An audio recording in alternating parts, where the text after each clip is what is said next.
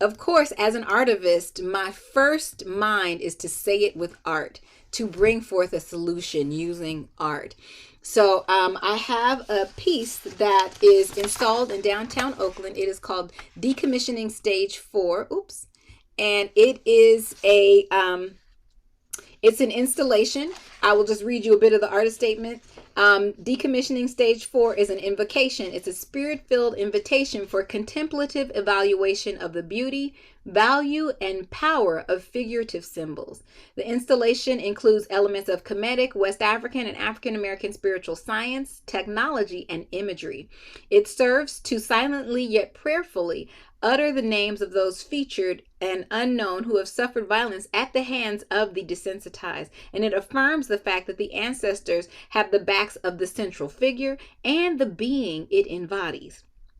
It accesses sacred technology such as binary code and Ma'adian balance to invite the ancient and most powerful energies to bring truth, justice, righteousness, and reciprocity to the figure, the viewer, and the situation associated with this installation.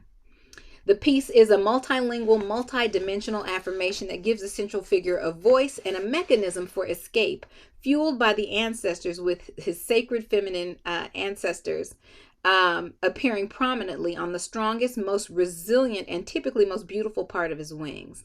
That's the outer part. The central figure bodily proclaims with his chest, you know, Kevin Hart always says, say it with your chest, and in the language of computer programs that made his physical form, as well as the language of the infinite spirits that concocted his likeness, that I am a man. So the I am a man is actually written on his chest in binary code. And he proclaims that for all to hear with their eyes and their hearts. The title of the piece, Decommissioning Stage 4, is a reference to Dr. Gregory Stanton's 10 stages of genocide. Stage 4 of genocide is dehumanization. In the words of Dr. Stanton, when a group of people is thought of as less than human, it's easier for the group in control to murder them.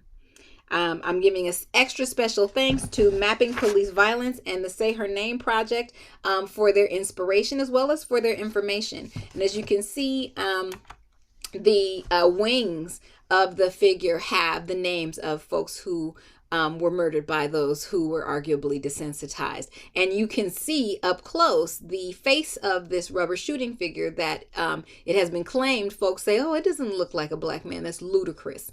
I have cleaned off the white paint that was placed on it to make it easier to see where your shots landed so that you can see his true identity. But I've used that white paint, that same paint that comes with it, to write on the front of the figure.